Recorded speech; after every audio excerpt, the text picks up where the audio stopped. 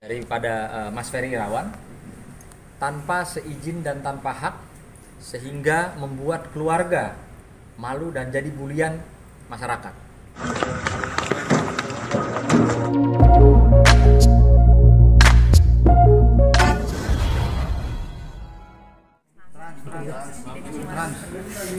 Ya, yang pasti saya baru mengetahui hari ini disampaikan oleh keluarga ya. Artinya saya sebagai kuasa hukum pihak keluarganya Mas Ferry dalam hal ini sangat kaget bahwa mendapat informasi bahwa ada seseorang public figure ya, seorang public figure, seorang atlet yang dengan sengaja kami duga dengan sengaja menyebarluaskan sebuah video daripada Mas Ferry Irawan tanpa seizin dan tanpa hak, sehingga membuat keluarga malu dan jadi bulian masyarakat. Perlu digarisbawahi dan diingat bahwa perbuatan tersebut dapat kami duga melanggar Undang-Undang ITE, yang dimana sampai dengan saat ini ya, orang tersebut, public figure atau atlet tersebut belum pernah mengajukan permohonan maaf atau ada itikat baik kepada klien kami sekeluarga mengajukan permohonan maafnya. Nah, untuk itu detik ini, saat ini secara terbuka saya selaku kuasa hukum beserta Bang Agustinus Nahak mewakili keluarga besar Ferry Irawan mensomasi saudara Denny Sumargo ya, untuk segera membuat permohonan maaf dalam 3 kali 24 jam kepada keluarga besar Ferry Irawan, karena dari dampak video yang diviralkan tersebut ada nilai-nilai kerugian ke keluarga. Itu Bang, boleh tahu isi gimana Bang, isi video itu Bang? Mas Ferry. Jadi beberapa waktu lalu saya melihat itu ada di podcastnya, ditampilkanlah video Ferry sedang nangis-nangis yang bahwa dia tidak mengedit video tersebut yang akhirnya jadi bulian netizen atau masyarakat gitu ya. Dan sampai hari ini saya belum ada mendengar klarifikasi daripada DS ya, itu aja.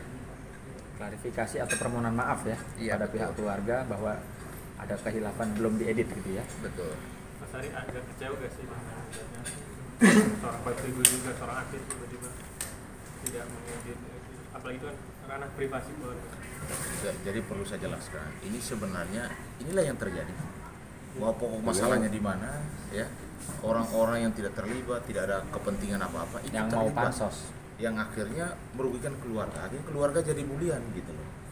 Jadi disinilah Undang-Undang ITE berperan, ya kan, menyebarkan berita, konten tanpa hak atau seizin daripada yang bersangkutan, itu jelas pidana dan ancaman hukumannya tuh di atas 5 tahun.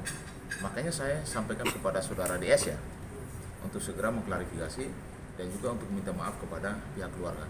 Kalau Anda tidak melakukan itu, tadi Bang Suna sudah sampaikan 3 kali berapa jam, kami pastikan pasti kami akan mengambil langkah hukum yang tegas ya, untuk melaporkan saudara. Kami sebagai kuasa hukum keluarga udah pasti ya kepada pihak-pihak yang tidak berkepentingan agar tidak usah terlibat dalam urusan ini ya. Biarkan Mas Ferry berproses dan dia bertanggung jawab atas perbuatannya ya. Sehingga keluarga juga tidak terseret-seret. Inilah salah satu contoh bahwa ada orang yang tidak ikut dalam urusan ini, tidak ada kepentingan, tidak ada hubungan keluarga, tapi ikut-ikutan. Nah, itu namanya pansos.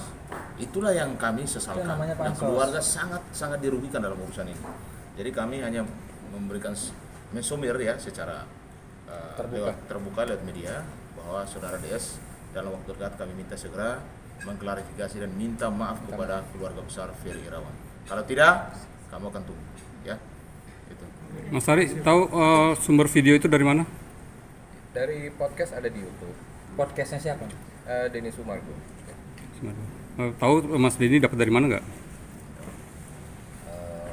Jadi kalau namanya podcast, sudah jelas dia yang bertanggung jawab atas isi konten podcast tersebut. Ya, tidak 1-2 orang yang kita lihat bisa terjerat undang-undang ITE itu terkait dengan produksinya dia. Kan podcast kan dia yang produksi, dia yang mengedit, dia yang menyebarluaskan, itu dia penuh yang harus bertanggung jawab. Ya. Tapi judulnya benar podcastnya DS gitu ya. Betul. Nah, akan berbeda ketika DS atau narasumber lainnya diwawancara oleh media televisi atau studio televisi, akan berbeda. Tapi ini emang punyanya dia ya. Betul. Oke, cukup. Oke, kasih Bang. Terima kasih.